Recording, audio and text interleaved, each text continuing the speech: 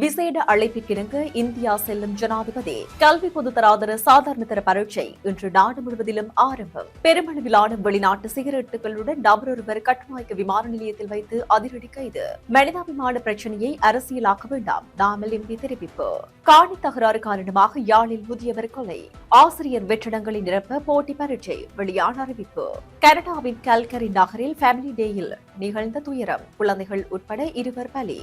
வணக்கம், இது யூரோப் தமிழின் மதிய நேர பிரதான செய்திகள். செய்திகளுடன் இணைந்திருக்கும் நான் நோமிகா சாந்தகுமார். இனி தொடர்பான விரிவான செய்திகள்.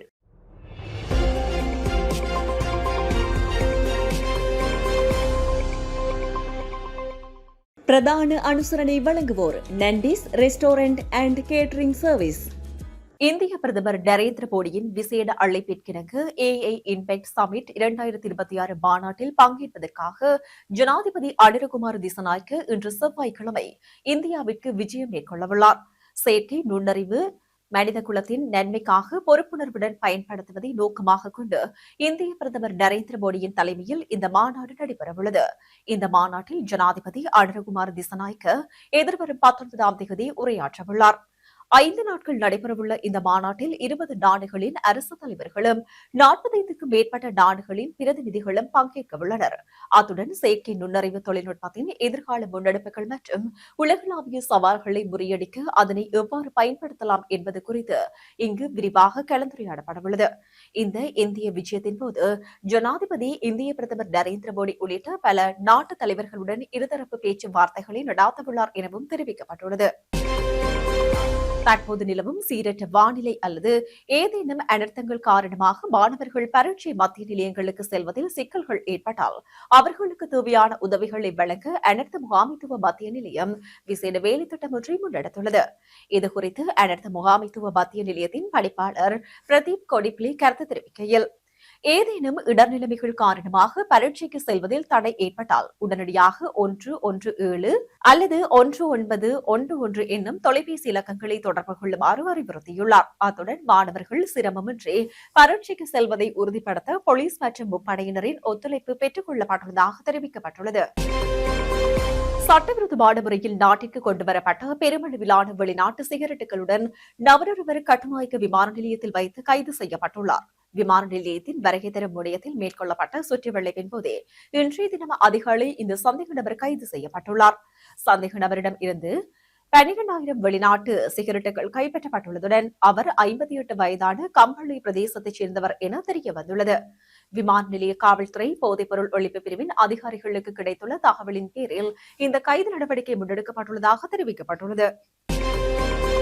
பல தசாப்த காலங்களாக முகாம்களில் வசித்து வரும் ஸ்திரத்தன்மை, கௌரவம் மற்றும் பாதுகாப்பான சட்ட அந்தஸ்தை எதிர்பார்க்கும் தென்னிந்தியாவில் வசிக்கும் 89,000 இளைஞர்களுக்கு இந்திய குடியுரிமை அல்லது நீண்டகால விசா வழங்குமாறு கோரி தமிழக முதல்வர் மு.க.ஸ்டாலின் இந்திய பிரதமர் நரேந்திர மோடியிடம் விடுத்துள்ள கோரிக்கை வரவேற்கத்தக்கது என நாடாளுமன்ற உறுப்பினர் நாமல் ராஜபக்ஷ தெரிவித்துள்ளார்.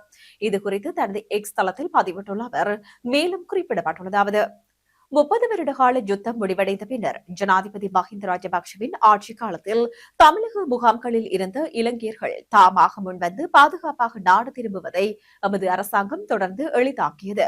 சவாலான சூழ்நிலைகளுக்கு மத்தியிலும் அவர்கள் தமது தாய்நாட்டில் கௌரவமாக தமது வாழ்க்கையை மீள கட்டி எழுப்புவதற்கு பாரிய முயற்சிகள் மேற்கொள்ளப்பட்டன.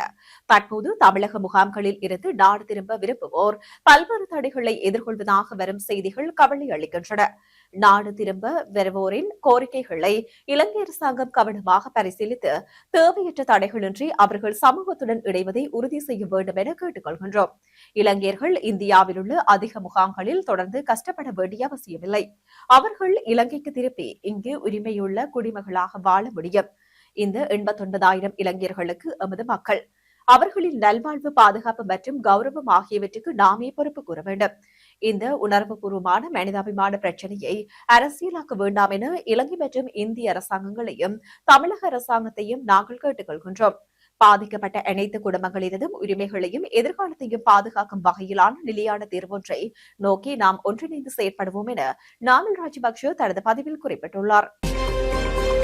யாழ்ப்பாணம் கோப்பாய் பகுதியில் காணி தகராறு காரணமாக 56 வயதுடைய முதியவர் ஒருவர் நேற்றைய தினம் அடித்துக் கொலை செய்யப்பட்டுள்ளார். இந்த சம்பவத்துடன் தொடர்புடைய 3 சந்தேக நபர்கள் தலைமறைவாகியுள்ள நிலையில் அவர்களை கைது செய்ய கோப்பாய் போலீசார் விசேட நடவடிக்கைகளை முன்னெடுத்துள்ளனர்.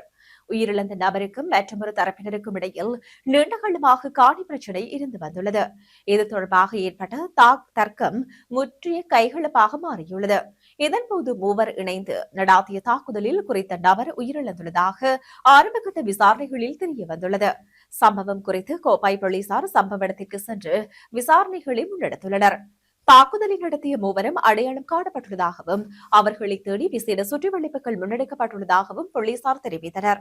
உயிரிழந்தவரின் சடலம் மீட்கப்பட்டு உடற்கூற்று பரிசோதனைக்காக யாழ்ப்பாணம் போதனா வைத்தியசாலையில் அனுப்பி வைக்கப்பட்டுள்ளது. இலங்கையின் தேசிய மற்றும் மாகாண பாடசாலைகளில் நிலவும் மொழிமூல ஆசிரியர் வெற்றிடங்களுக்கு திறந்த அடிப்படையில் ஆட்சேர்ப்பு செய்வதற்காக போட்டி பரீட்சை நடத்தப்படவுள்ளது.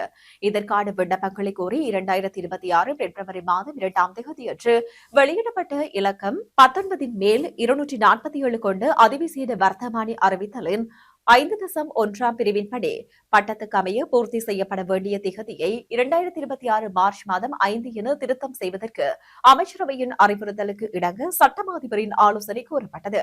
குறித்த ஆலோசனைகள் தற்போது கிடைக்கப்பெற்றுள்ளதுடன் இது தொடர்பான ஆவணம் 2026 2/16ஆம் தேதி அமைச்சரவையில் சமர்ப்பிக்கப்படும் எனவும் குறிப்பிடப்பட்டுள்ளது. கனடாவின் கல்கரி நகரில் ஃபேமிலி டே விடுமுறை வார இறுதியின் போது நிகழ்ந்த அடுத்தடுத்த விபத்துகளில் சிக்கி 2 வயது குழந்தை உட்பட 2 உயிரிழந்துள்ளனர். முன்னதாக கனடாவின் கல்கரி நகரில் நடந்த ஞாயிற்றுக்கிழமை மாலை நிகழ்ந்த வீதி விபத்தில் நடைபாதையில் தள்ளுவண்டியில் வைத்து அழைத்துச் செல்லப்பட்ட 2 வயது குழந்தை உயிரிழந்துள்ளது. ஜீப் ரக வாகனம் ஒன்று மோதிய போதே இந்த உயிரிழப்பு சம்பவம் ஏற்பட்டுள்ளது. இந்த சோக நிகழ்வு நிகழ்ந்த அடுத்த நாளான திங்கட்கிழமை பிற்பகல் 10 மணியளவில் நகரின் வடமேற்கு பகுதியில் வீதியை கடக்க முயன்ற 70 வயது முதியவர் ஒருவர் பாரமூர்த்தி மோதியதில் உயிரிழந்துள்ளார். இதன்படி இந்த ஆண்டுக்குள் கல்கரி நகரில் 8 பேர் வீதி விபத்துகளில் உயிரிழந்துள்ளதாக சர்வதேச ஊடகங்கள் தெரிவிக்கின்றன.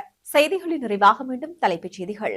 விசேட அழைப்பிற்கிணங்க இந்தியா செல்லும் ஜனாதிபதி. கல்வி பொதுத்தராதர சாதாரண தர பரீட்சை இன்று நாடு முழுவதிலும் ஆரம்பம். பெருமளவிலான வெளிநாட்டு சிகரெட்டுகளுடன் நபரொருவர் கட்டுநாயக்க விமான நிலையத்தில் வைத்து அதிரடி கைது. மனிதாபிமான பிரச்சினையை அரசியலாக்க வேண்டாம், நாமல் எம்பி தெரிவிப்பு. காணி தகராறு காரணமாக யாழில் முதியவர் கொலை. ஆசிரியர் வெற்றிடங்களை நிரப்ப போட்டி பரீட்சை வெளியான அறிவிப்பு. கனடாவின் கல்கரி நகரில் ஃபேமிலி டேயில் நிகழ்ந்த துயரம். குழந்தைகள் உட்பட 2 பலி. இத்துடன் யூரோப் தமிழின் மதிய நேர பிரதான செய்திகள் நிறைவு பெற்றன. வணக்கம்.